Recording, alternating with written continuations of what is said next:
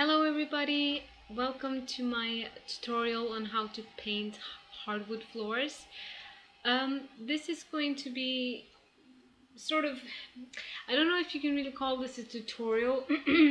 This will be more tips and you will see me paint the hardwood floors that I'm doing in this painting. Right now I'm just showing you a little bit of underpainting in the shadow on the floor under this dress, which is what's sort of over the very dark floor there. This is a part of course, a bigger painting that you will see the speed painting of very soon. So right now I'm just doing an underpainting with, I believe it's raw umber and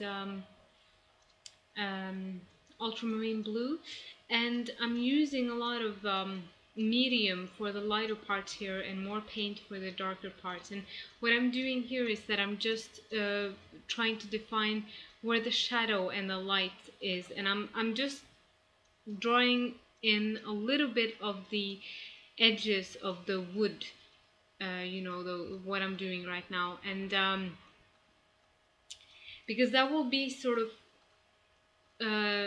seen, from underneath the layers. So you really don't have to draw in every individual plank of wood, if you will, because that will make the look just seem a little bit unnatural. And when you look at things, you don't see them so detailed. It's kind of like when you paint teeth, you don't see all the in between the teeth, but people tend to paint it like that anyways because they're uncertain of how much detail to put in. So right now I'm just defining a lot of shadow underneath, or how the woman is casting the shadow on the floor. And here you see that I have already painted in a lot more of the color, or where it's dark and light. And as you can see, sort of to the left there, up in the corner, you really don't see a lot of detail there, and that's to make the perspective more believable. The closer you are, of course, you will see more of the planks and the wood, and the different colors of the different wood and everything. But the more further back you come, you really don't see a lot.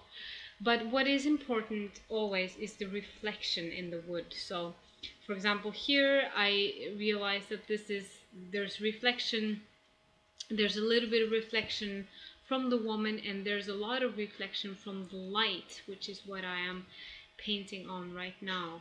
I have started to put in some color there. I'm using a lot of yellow because, as you will see when you see the finished piece in a few days, the painting has a lot of yellow and warm tones to it.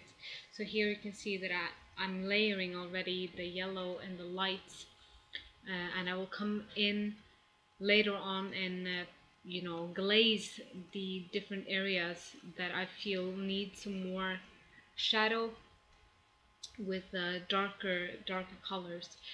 And so I'm putting in a lot of white here and a lot of yellow to get that warm sort of feel to it. And as you can see the individual wood planks there in the front, but the more it goes back into the perspective, the less you see really.